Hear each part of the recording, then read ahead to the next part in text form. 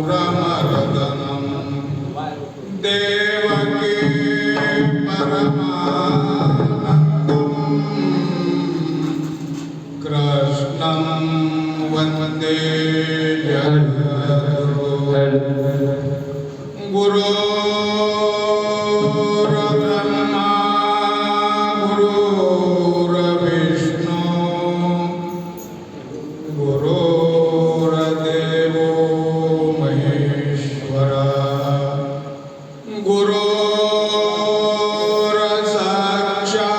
गुरुर्साक्षात् परब्रह्म तस्मै श्री गुरुवे नमः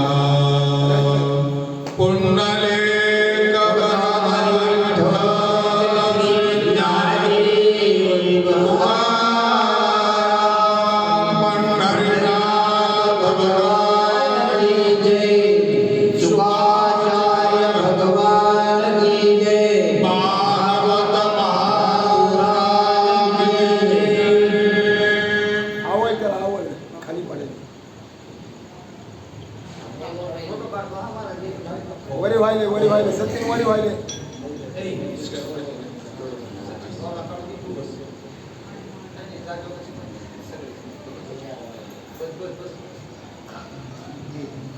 बुका इथे ते बुका दे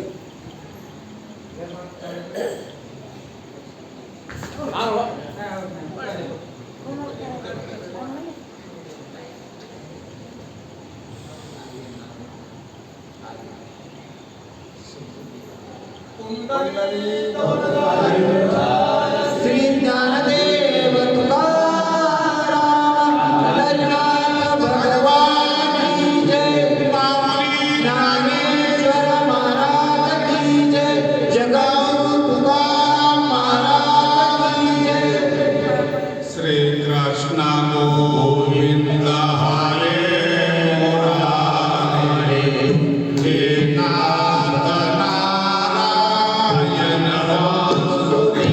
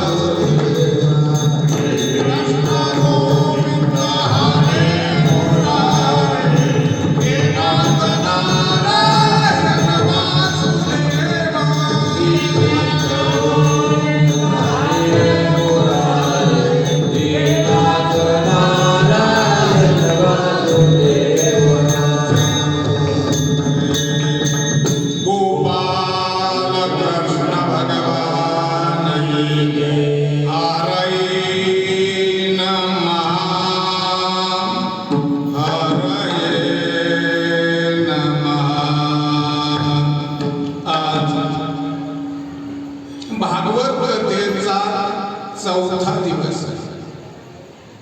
आणि त्या असणाऱ्या चौथ्या दिवसाची कथा आपल्याला श्रवण करायची आहे. त्याच्यासाठी आपल्या कथेचे यजमान हरिभक्त परायण गजानन तावडे, त्यांच्या धर्मपत्नी सत्यभामाबाई गजानन तावडे, आणि ज्यांच्यामुळे आपण इथे आलेलो आहे, ज्यांनी आपल्याला इथे अट्टहास करून आणले, ते हरिभक्त परायण चिंचोलकर आप्पा मानवरकर, कथेचे दुसरे यजमान हरिभक्त परायण सचिन भाऊ चिंचोलकर, जे आपल्या कथेचं सर्वत्र प्रसार करत आहात. आणि आपण सगळे भाविक भक्त माता भगिनी या सर्वांच्या असणाऱ्या उत्साहामध्ये आनंदामध्ये आपण भगवंताच्या सानिध्यामध्ये या वैराग्याच्या भूमीमध्ये पदार्पण करत आहोत. आणि त्यामध्ये जरी काही आपल्याला वाटत असेल, आपण त्याच्याकरता भागवत कथा ऐकायला लागले की ज्या राजा परीक्षितीला मरणाची भीती वाटत होती आणि त्याच्यासाठी मरणातून उत्तीर्ण होण्यासाठी राजा परीक्षितीने आपला मार्ग शोधले, तसं प्रत्येकाला आपलं मरण कळणं गरजेचं आहे. नाथ बाबा सांगता चिरंजीव पदामध्ये की जोपर्यंत माणसाला मरण कळत नाही, तोपर्यंत मानव हा देवाकडे धाव घेत नाही. आणि म्हणून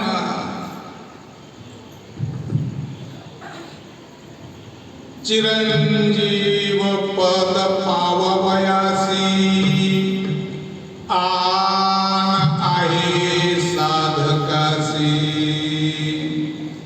किंचित बोलो कळावयासी साधका, येत मुख्य पाहिजे अनुताप,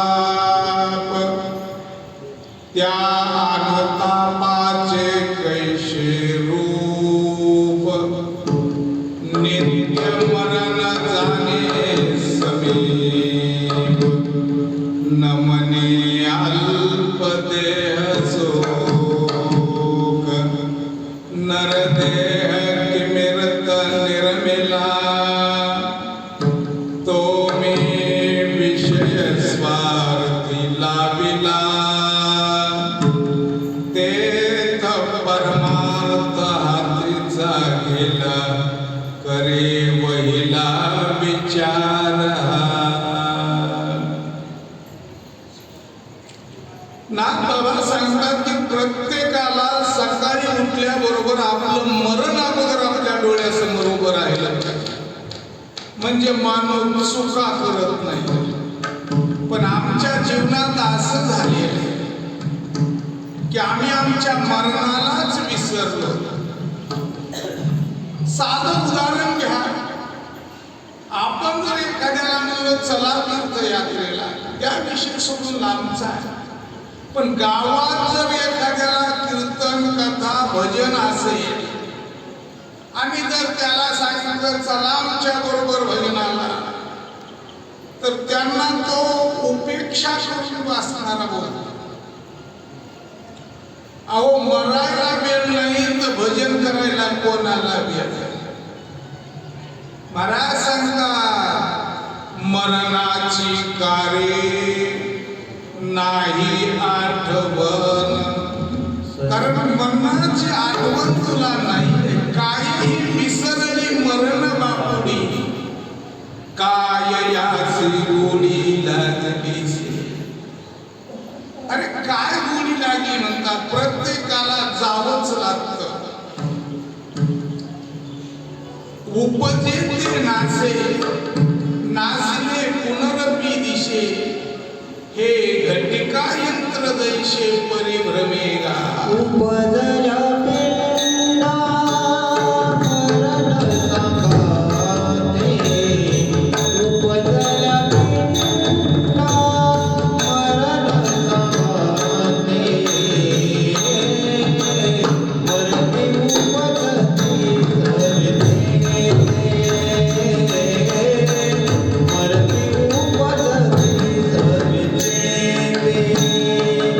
उपजल्या पिंडा मरण संघाते उपजल्या पिंडा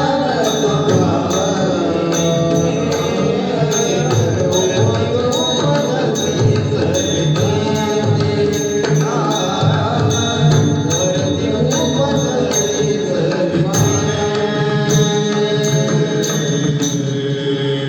उपजल्या पिंडा मरण सांगाते उपजले मरते सवेची ते देहाच्या गावा आलिया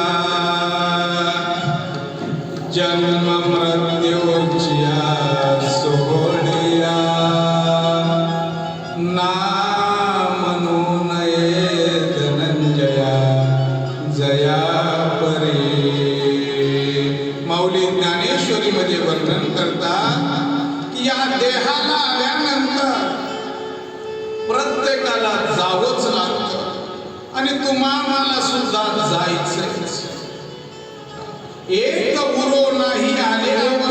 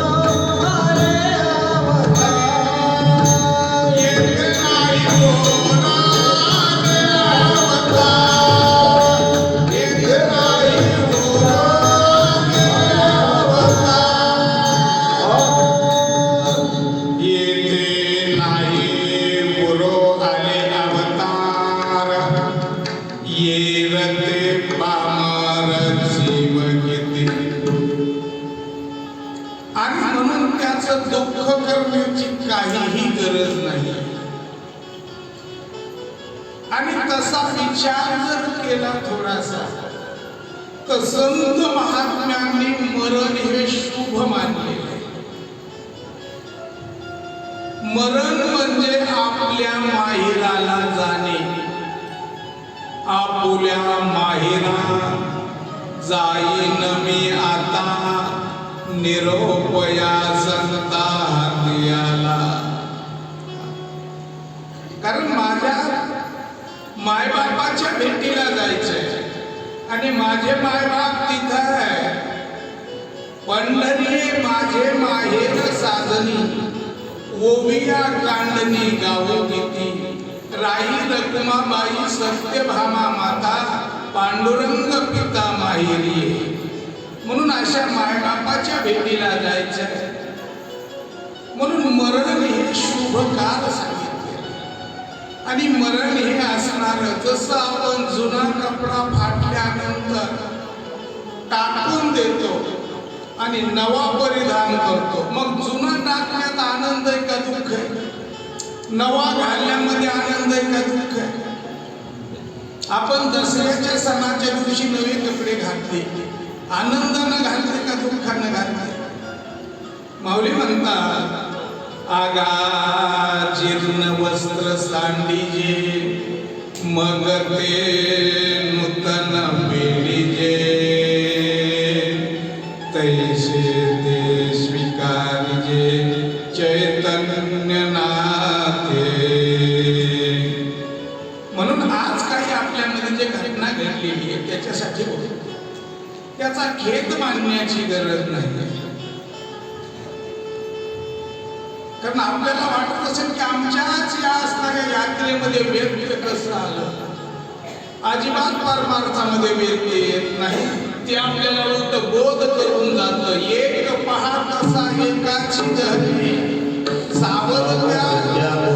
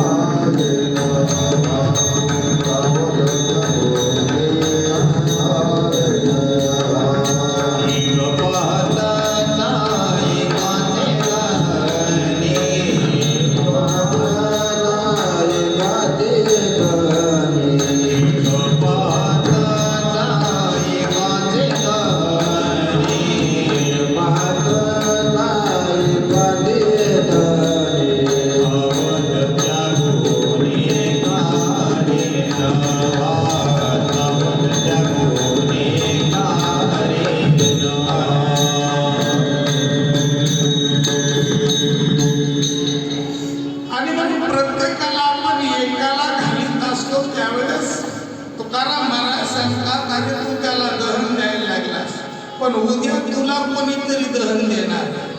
सावध हो. आणि सावध होऊन काय करा. सावध होऊन भजने लागा देव कला कैवारी. मल्हारीची वारी माझ्या मल्हारीची वारी. प्रपंचामधून या मायामोहातून सावध व्हा आणि देवाला आपलंस करा. देव ऋणी करा. आणि मग मात्र आपल्याला जन्माचीही भीती नाही. कारण गर्भवासी दुःख नाही येता जाता. हृदयी असता नाम तुझे. म्हणून कुठल्याही प्रकारची भीती घेण्याची काहीही गरज नाही आहे. मग आज त्या तुम्ही म्हणाल मग आजच का गेल्या. आपण आपल्याला विचार करा. आपलं काल जायचं ठरलं होतं की नाही. मग आज का गेलो. कालचं रद्द का झालं. तर काल त्यांचं मरण त्याच जागेवर होतं. पण एक दिवस आयुष्याचा शिल्लक हे लक्षात घ्या. पुराणामध्ये आम्ही ऐकत होतो की गरुडाच्या आईचं मरण हिमालयात होतं. आणि त्यावेळेस यमराज विचार करीत होते की गरुडाची आई हिमालयात कशी जाईल. तसं आज ज्या आईने देह ठेवलाय. सांगा कधीतरी त्या आईच्या स्वप्नात आलं होतं का की मी ऋषिकेशला जाईन म्हणून. पण कोणाच्या तरी माध्यमातून ब्रह्मलिखित गोष्ट आहे की त्यांचं जन्मताच असणारं सटवीने मरण त्या ऋषिकेशला असणारं ठरवलं होतं. आणि त्या माध्यमातून या तीर्थयात्रेच्या माध्यमातून त्यांना येण्याची इच्छा झाली. आणि म्हणून ही आढळणारी गोष्ट आहे. आणि त्याच्यामुळे त्याचा खेद मानण्याची गरज नाही. ज्या आजी गेल्या त्यांच्या असणाऱ्या जीवात्म्याला सुख शांती आणि सुखाचा इथून पुढचा प्रवास हो एवढीच आपण भगवंताकडे प्रार्थना करू. आणि त्या आजीला एक मिनिटाची भावपूर्ण श्रद्धांजली व्हावी. हरि ओम.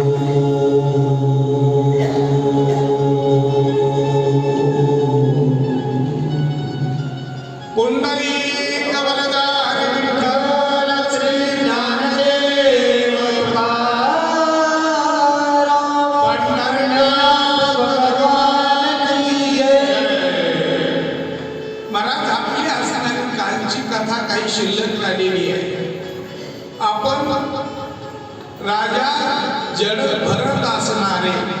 राज्याचा त्याग करून वनामध्ये गेले. वनामध्ये तपश्चर्या करू लागले. पण काही काळ साधना करत असताना राजाला एका मृगाच्या पिल्ल्याची संगत झाली. इथे संगतीचा परिणाम सांगितला. राजा भरताला ज्ञान होण्यासाठी 3 जन्माचा प्रतिबंध सांगितलेला आहे आणि त्याच्यामुळे राजा भरत त्या असणाऱ्या पाडसाच्या संगतीमध्ये राहिला आणि हळूहळू पाडस मोठं होऊ लागलं. तसं तसं राजे सुद्धा त्याला प्रेम देऊ लागले आणि प्रेम देत असताना शुद्ध प्रेम एकाच ठिकाणी राहत दादा. प्रेम हे 2 ठिकाणी राहत नाही. एक तर प्रेम देहावरच राहील किंवा एक तर प्रेम देवावरच राहील. बरेच माणसं म्हणतात आमचं तसं काय ते अजिबात चालत नाही. आपण शेतकरीच आहेत ना सगळे. जर ब्यात निर्वाण जास्त झालं तर जमत आहे का? कापसात आंबाडी जर जास्त टाकली तर कापसाला उतार भरपूर येईल की. तसंच आपलं सुद्धा आहे. परमार्थ करत असताना जर चित्तात परमार्थ प्रपंच साठवला असेल तर ते कधी देवाची आठवण होऊ देत नाही. हे आपल्याला उदाहरण राजा भरतांचं आहे. त्यांना तर एकच हरण होतं, आपल्याला तर बराच गोतवाळा आहे. गोतवाळा म्हणण्यापेक्षा माणसं नाही त्यालाही माझंच म्हणते. आपण शेतकरीच आहे. सांगा ना, माफी मागून बोलतो. वाघारून आपलं का म्हशीचं म्हणतो कोणाचं की वाघारून तर माझं. हे वाघाराला इतके दिवस कळला की हे वाघारून म्हशीचं. त्यानं काय परमार्थ केला? हरणाच्या पाडसासाठी परमार्थ केला. एवढंच नाही तर लंगुटीसाठी ब्रह्मांड घडलं. एक महात्माजी शुद्ध परमार्थ करणारी फक्त एक लंगोटी नेसायला दुसरी धुवून टाकायची, याच्यापेक्षा काही नव्हतं. निर्वाहापुरते अन्नाच्छादन आश्रमासी स्थान कोपी वा कोठेही चित्ताची नसावे बंधन, ही त्या महात्म्याची स्थिती होती. पण एके दिवशी परिणाम असा झाला, उंदरानं ती लंगोटी कर आणली. मग दुसरी लंगोटी न होती. शिष्यमंडळ चांगलं होतं, त्यांनी ती लंगोटी उंदरानं करांल्यानंतर उंदर त्रास द्यायला ते त्यांच्या लक्षात आलं. म्हणून त्यानं मांजर दिली महाराजाला. म्हणले महाराज ही मांजर पाळली नाही, उंदर येणार नाही.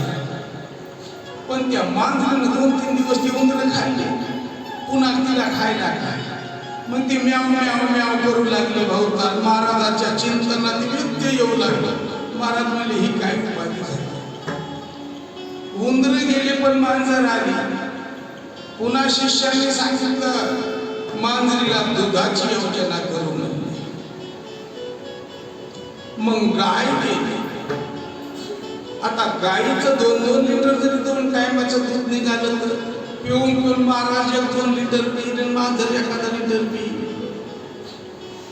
पण 1 लिटर दूध राहिलेलं काय करायचं? म्हणजे आता इर्जन घालायचं. मग ते गाय वळायला माणूस लावायचा. मग त्या माणसाच्या म्हणजे आता भाग मलाच नाही. मग भाकरी कोणी घालायच्या? म्हणजे भाकरीचं बी नियोजन शब्दाचे अर्थ जाणून घ्या आणि मग भाकरी करायची मिसळी महाराजाला दिली. आलं ना आपल्या लक्षात? लंगोटीनं महाराज किती ब्रह्मांड वाढली. पण मग महाराजाचं ध्यानही गेलं, ज्ञानही गेलं. महाराज मोकळा झाला. गोपाल कृष्ण भगवान की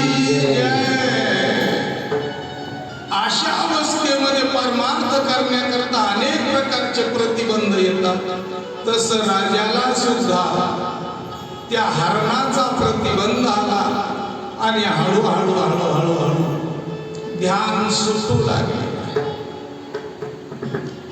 आणि एके दिवशी असणारा हरण मोठं झालं. हरणाचा कळप आला निघून गेला. त्या हरणानं कधी राजा परीक्षित राजा भरताची आठवण नाही केली की ज्यानं मला लहानाचं मोठं केलंय त्याची अवस्था काय असेल. ते कळपात त्याच्या मी सोडून गेलं पण भरताला त्याची लई चिंता लागली ना. हरण कसं असं कुठं असं वाघानं खाल्लं असं का. असं करता करता करता एक दिवस देह ठेवण्याची वेळ आली. शेवटचा श्वास सुटणार एवढ्यामध्ये डोळ्यासमोर हरणाचं पाडवा झालं आणि शेवटचा राजाचा श्वास सुटला. आणि पुढचा जन्म राजाला कशाचा मिळाला. वाजनेचा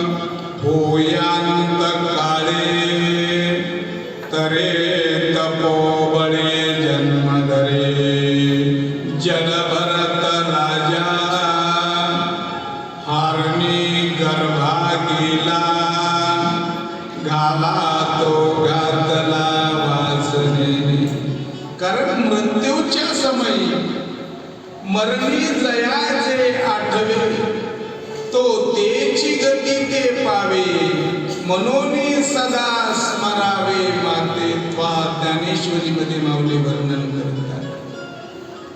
कारण मरणाच्या वेळेला जी आपल्याला आठवण होती ना त्याच जन्माला पुढचा जन्म मिळत असतो दादा. मग तो कोणी का असा.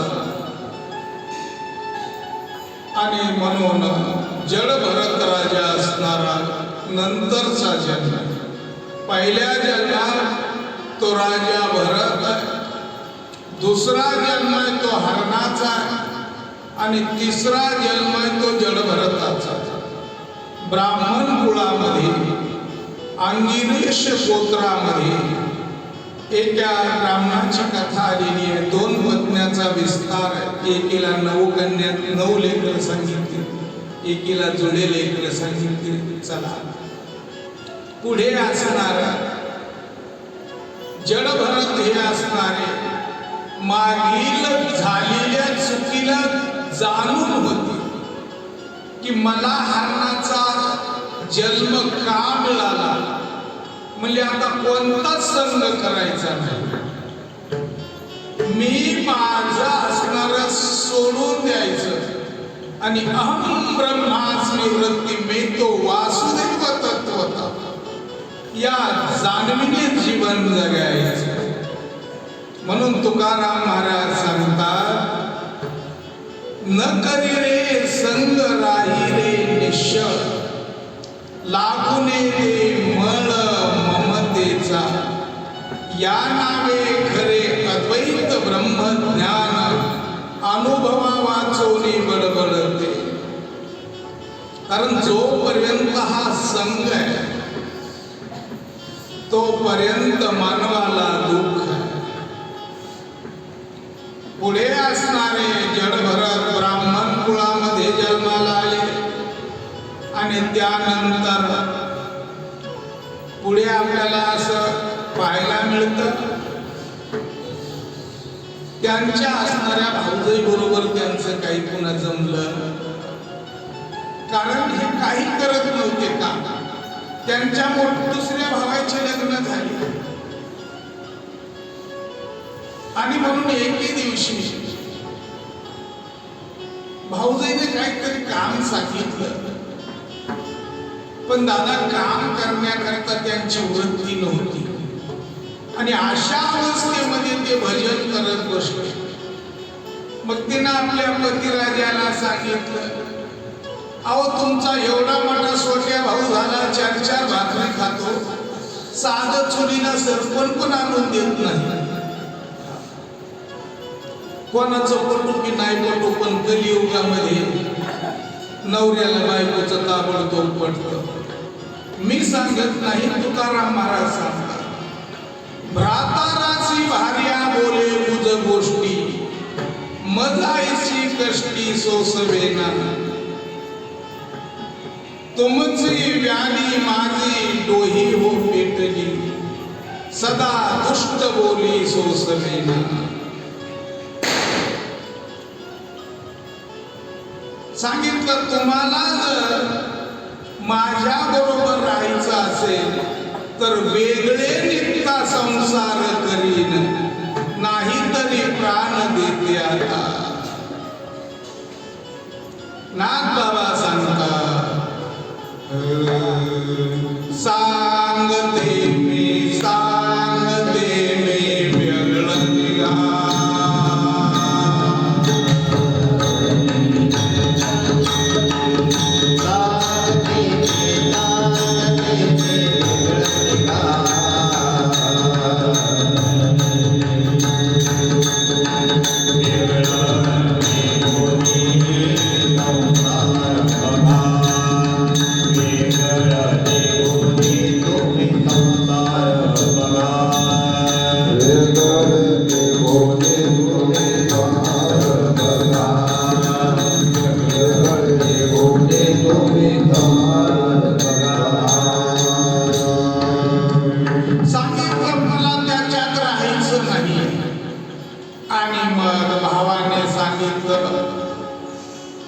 आता तो घरी राहू नको म्हणले, तू शेतात कामाला जा. महाराज रात्रीचे काय असतील शिळपात द्यावं, त्यांनी आपल्या शेतात जाऊन भजन करावं. अशी ही जुनी कथा रेणुकादास शास्त्री लिंबेकर, भगवान गुरु लिंबेकर, दत्त गुरु ब्राह्मणकर ही कथा सांगत होती. आता ह्या कथा लोप पावत चालल्या आणि त्यावेळेला एके दिवशी पावसाळ्याचे दिवस आले आणि जडभरत शेतामध्ये गेले. जोराचा पाऊस सुरू झाला आणि वळण फुटलं आणि महाराज कुठल्याही प्रकारची देहाची आसक्ती नव्हती. तिथून पाणी वाहू लागलं, तिथंच बसले आणि बसल्यानंतर पाऊस जोराचा, पाणी जाऊ नये, पाणी जाईल, पाण्याबरोबर गाडं जाईल म्हणून हे हल्ले नाहीत. रात्र होऊन गेली, हे घरी आले नाही. पण घरी नाही आले तर त्यांची कोणी दखल घेतली. तसेच तिथं भजन करीत राहिले. देवळ्यामध्ये एका चोरट्यांची टोळी आहे, कारण त्यांना देवी प्रसन्न करून घ्यायची. आणि देवी प्रसन्न करून घेण्यासाठी त्यांना नर बळी देण्याची गरज होती. आणि मग ते वाटानं चालले. काळो कांतार पावसाळ्याचे दिवस, पण यांच्या भजनाचा आवाज येत होता. आणि मग ते एकमेकाला असणारा कुजबूज करत होते. आणि तो माणसाचा आवाज येतो. जाऊन पाहिलं तर भरत महाराज असणारे भजन करू लागलेले. त्याच्यात एक दोघांना विचारलं, कार्य काय करतो इथं? काय नाही म्हणले, बसलो. येतो का म्हणले आमच्या बरोबर? आम्हाला देवीला नर बळी द्यायचा आहे. काय हरकत नाही म्हणले, चला. का तर बळी कशाला म्हणजे हेच द्यायला माहिती नव्हतं. कारण त्यांनी सर्वस्वाला जिंकून ते जन्माला आले होते. बळीयाची अंकित आम्ही झालो बळीबंद. तर बळ द्यायचं कोणाला? महाराज तर त्यांना आनंद वाटला. त्यांना त्याच वेळेला स्नान घातलं, भरभरी नवे कपडे घातले आणि महाराज देवीच्या समोर नेण्यात आलं. आणि तिथे असणारे सांगितलं, असं असं करा. जसं ते सांगतील तसं करू लागले.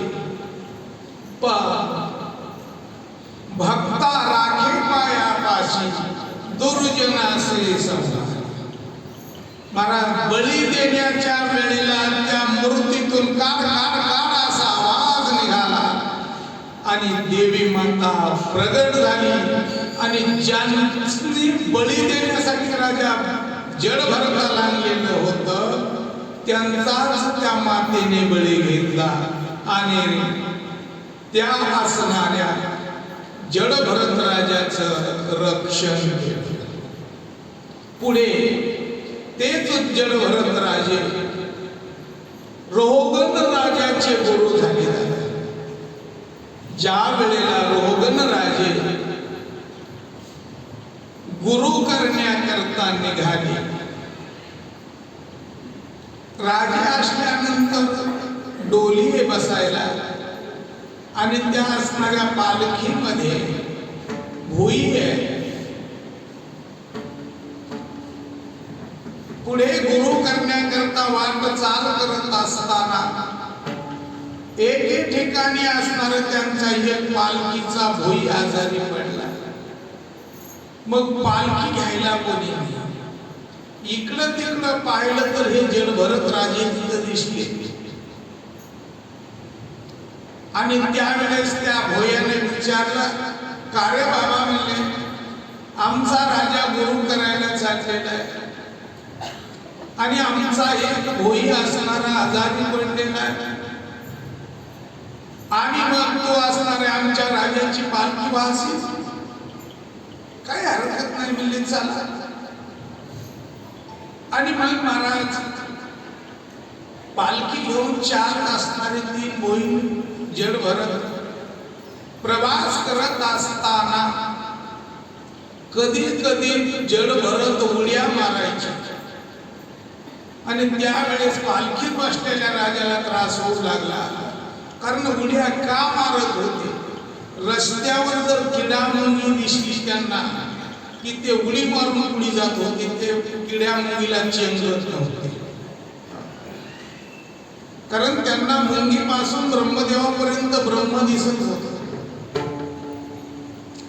आणि म्हणून अशा अवस्थेमध्ये उड्या आणत राजा चालू लागलेले. त्यावेळेस रोगन राजाने 1-2 वेळा सांगितलं आणि 3ऱ्या वेळेस राजाने जडभरताला चाबकाचे फटकारे मारले आणि त्यावेळेला जडभरत हसू लागले.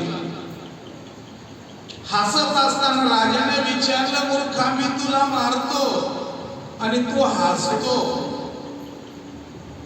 त्यावेळेस जडभरतानं सांगितलं, राजा, तू मारतोस ते मी नाही आणि मी त्याला लागत नाही. तू मारतो देहाला, तो देह माझा नाही आहे. देह हा पंचमहाभूताचा.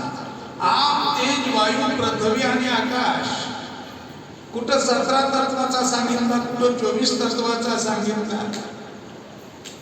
आणि अशा माध्यमातून त्या असणाऱ्या रोहगण राजाला त्याच वेळी जडभरत महाराजांनी केलेला उपदेश, राजा गुरुकडे जात असताना असा डामडोल घेऊन जायचा नसतो, त्याला शरण जायचं आहे. शरण जात असताना कसं शरण जावं तर माऊलींनी ज्ञानेश्वरी मध्ये उल्लेख केलेला आहे. अहं वाचा चित्तांग देवोनिया शरणनिघ मदोदधिका गांग निघाले जैसे. कारण शरण जायचंय ना, तर जसं गंगा ही सागराला शरण जातीये, नदी ही गंगेला शरण जाती आणि दोन्ही असणारे एक रूप होता. तो का म्हणे गंगा सागर संगमी अवघ्या झाल्यावर मी एकमय. त्या न्यायाप्रमाणे शरण असं जावं लागतं आणि तेच असणारे आपला उद्धार करत असतात. अशा अवस्थेमध्ये राजा असणाऱ्या रोहगणाची आणि जडभरताची संगती झाली आहे. रोहगण राजाला असणारा उपदेश करून कृतार्थ केलेलं आहे आणि पुढे असणार नामाचं महत्व सांगितलेलं आहे. श्री कृष्ण गोविंद हरे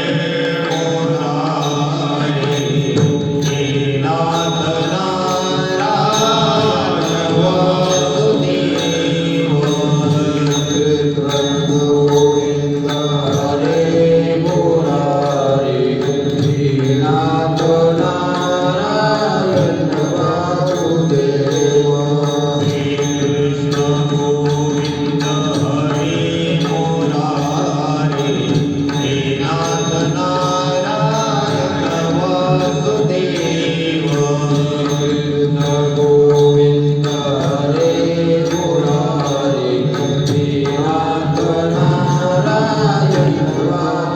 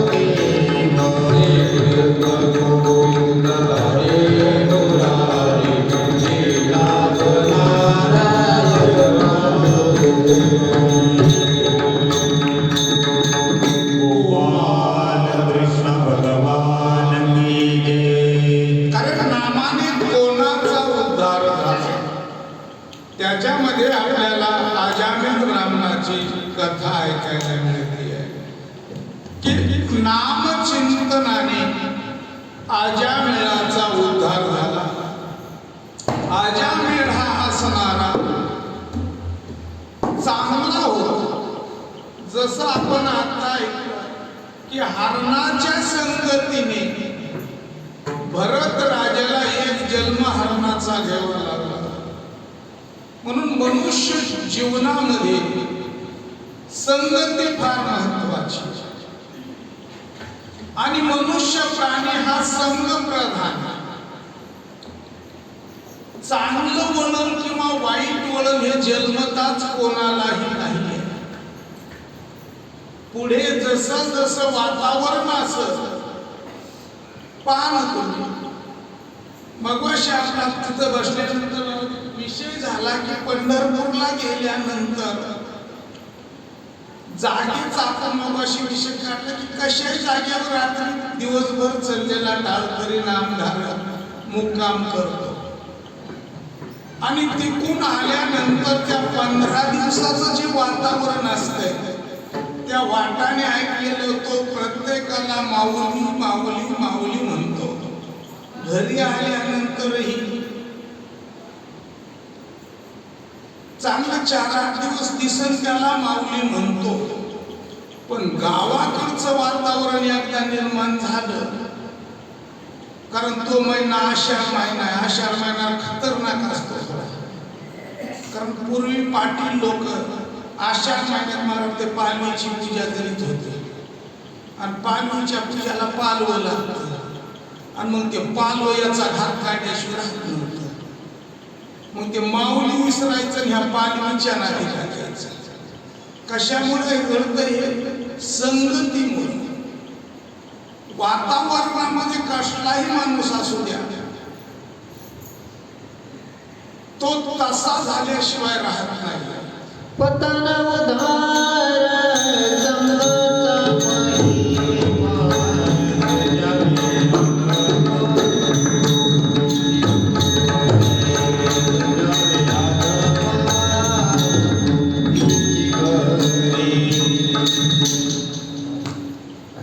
पतन उद्धार संगाचा महिमा.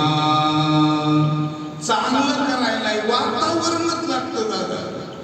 तुम्ही पाहा सप्ताह झाल्यावर त्या सप्ताहाच्या वातावरणामध्ये कोणताही माणूस गुंग गुंग गुंग गुंग करीत चालत असतो कारण 7 दिवस ते वातावरण आणि टाळ मृदंगाचा ध्वनी हा निश्चित वातावरण तयार. मग कोणतंही वाद्य असू द्या त्या वाद्यामध्ये तो माणूस डोलत असतो.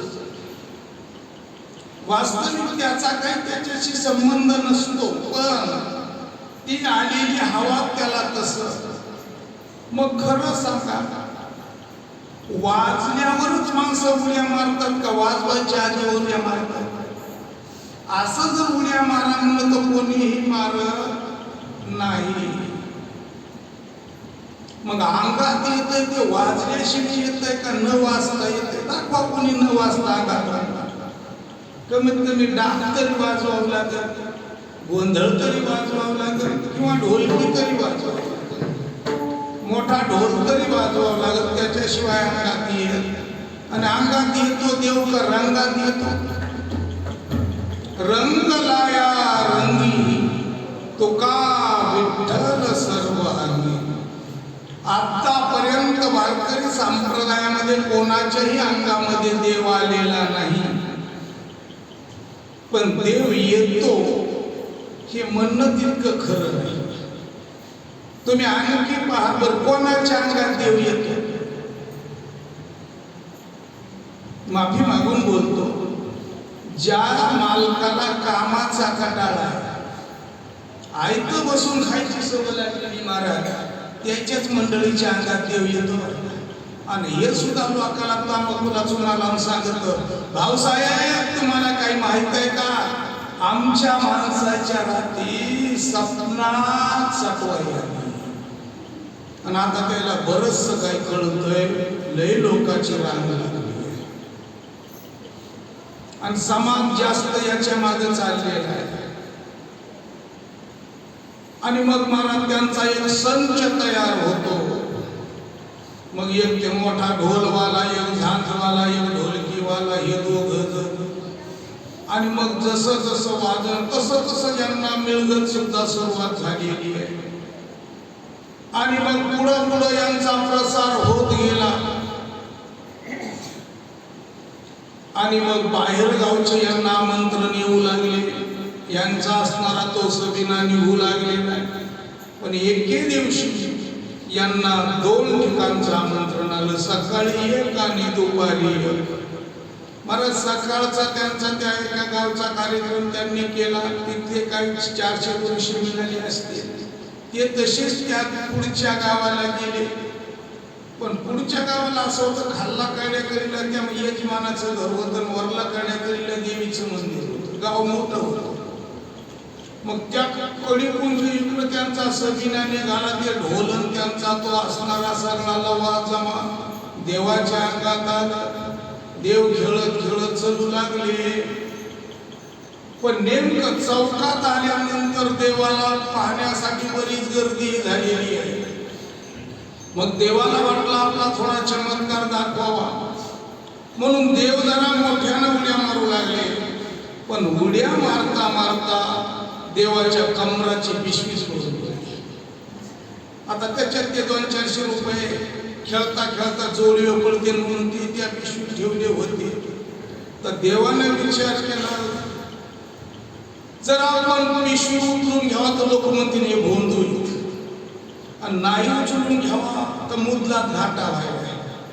200 रुपयासाठी 400 रुपये जोडले चालले. मग नेमकं करायचं काय? देवाने ती आपली खेळत खेळत उड्या मारीत पिशवी दोन्ही पायाच्या मध्ये घेतली. हात थोडे फिरविले की जवळ कोणी येऊ नये. आपले मालक कोणीकडे पाहिले आणि तिकडं पाहून बोलायला सुरुवात केली. खाली काय पडलंय बघा, खाली काय पडलंय बघा. त्यावेळेला लोकाला वाटलं देवाला जमिनीतलं धन दिसत. सगळे लोक आपल्या पायाकडे बघू लागले. तेवढ्यामध्ये पायाच्या अंगठ्यामध्ये दाबून पिशवी धरली. त्या यजमानानं उचलून खिशात घातला. पण हे देवानं पाहिलं नाही, देवाला दिसलं नाही. ते नाचण्यात राहिले. आणि मग यांनी बोलायला सुरुवात केली, उचलून घेतलंय चला, उचलून घेतलंय चला. काय सांगितलं देवानं? भक्ताचा महिमा भक्ताची झाला. दोघाचं बोलणं दोघाला कळालं. सांगण्याचा अर्थ एवढाच आहे की जर देव अंगात आला तर मग या 200 रुपयासाठी तुमच्या आमच्या दारात येण्याची काय गरज आहे? मग आपल्या जवळची असणारी जी आपली वृत्ती आहे त्या वृत्तीमध्ये बदल का झाला पाहिजे? नाही झाला पाहिजे. म्हणून संगती चांगलीचीच व्हायला पाहिजे. वाईटाच्या संगतीने वाईट होतं. आणि म्हणून आमच्या माता भगिनीला विनंती आहे, दारात कोणी आलं तर त्याला पासाभर वाढी, पण त्याला हात नका दाखवायचा. त्याच्या झोळीला 17 गाठी असत्या आणि तुम्ही सांगतात महाराज आमच्या घराला कसं दसच नाही, आमचा हात तरी बघा. किती बी माल झाला तर जाग्यावरच चालला. पण कशामुळे दसणं हे कधी आपण विचार केलाय? कारण राहू आणि केतू आपल्याच घरात आहे. बाप घेऊ तू पती लेख लावी तो मटका, कसं घराला दशी? हे न करता चांगल्याच्या संगतीत राहून आपला असणारा जेवढं कष्टानं मिळेल तेवढंच खा. जुने माणसं म्हणतात ना, आतून पाहून पाय पसरावे, त्या न्यायाप्रमाणे आपलं जीवन जगावं. पण तसं न करता आजामेळ थोडा वाट सोडून गेला. पण गेला तर जाऊ द्या, आता त्याचं सकाळी आपणही भलत्या वाटा चलून आलो. सगळ्याला भूका लागल्याच असत्या. आप्पा आले तर स्वयंपाक निश्चित झाला. मग आता आज मुलांची कथा सकाळी आलं काय काय उद्या येईल भरी काय विचार. मग आता कशा लोक जांभळ्या दिलं बसायचं. आणि म्हणून अशा या संगतीमध्ये आपण चांगल्याची संगत करा, सत्संगतीमध्ये तीर्थयात्रा करा, भजन पूजन करा आणि उर्वरित आयुष्य आनंदाने घालवा. झाली की आजची सेवा भगवान गोपाल कृष्णाच्या चरणी समर्पित करून, शुकाचार्य भगवंताच्या चरणी समर्पित करून, तुम्हा सर्व भाविक भक्तांच्या चरणी समर्पित करून याच ठिकाणी सेवेला विश्रांती. सर आपल्याला पुढचं निवेदन सांगतील. गोपाल कृष्ण भगवान की जय. शुकाचार्य भगवान की जय.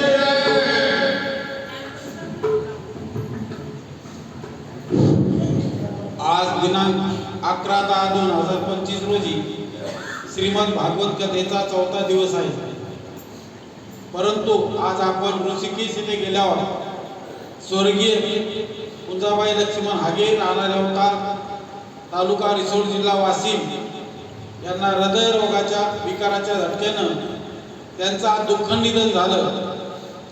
ईश्वर त्यांच्या आत्म्यास शांती देव ही आपली ईश्वरचरणी प्रार्थना आहे. त्यांना 3 मुलं, 3 सुना आणि नातवंड असा त्यांचा मोठा परिवार आहे. खऱ्या अर्थानं आपण दुःखद घटना जरी असली, कारण आपणासाठी दुःखद घटना यासाठी आहे की त्या आपणासोबत 4-5 दिवसापासून सोबत आहे, त्यांची आपल्याला उणीव जाणवत आहे म्हणून आपल्याला दुःखदायी घटना आहे. परंतु ऋषिकेश सारख्या गंगेच्या काठावर त्यांना मरण येणे ही खूप भाग्यशाली आहे. अशा तीर्थक्षेत्राच्या ठिकाणी इलोकी जाणं खूप नशिबान आहे. तरी आपण उभं राहून त्यांना 2 मिनिटं स्तब्ध राहून आपण त्यांना श्रद्धांजली अर्पण करू. त्यापूर्वी एक सूचना देतो. उद्याची कथेची वेळ 9 ते 12 राहील.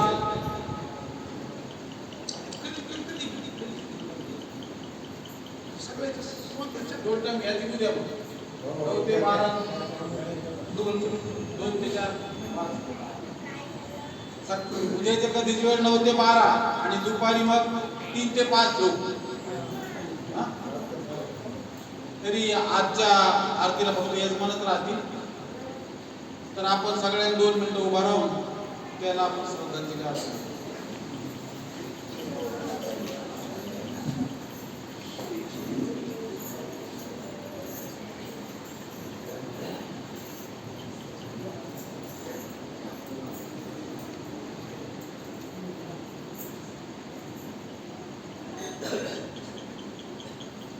सुरू.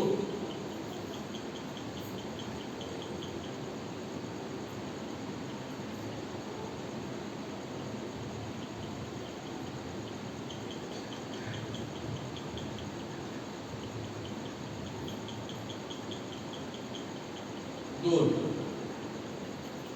आरती या.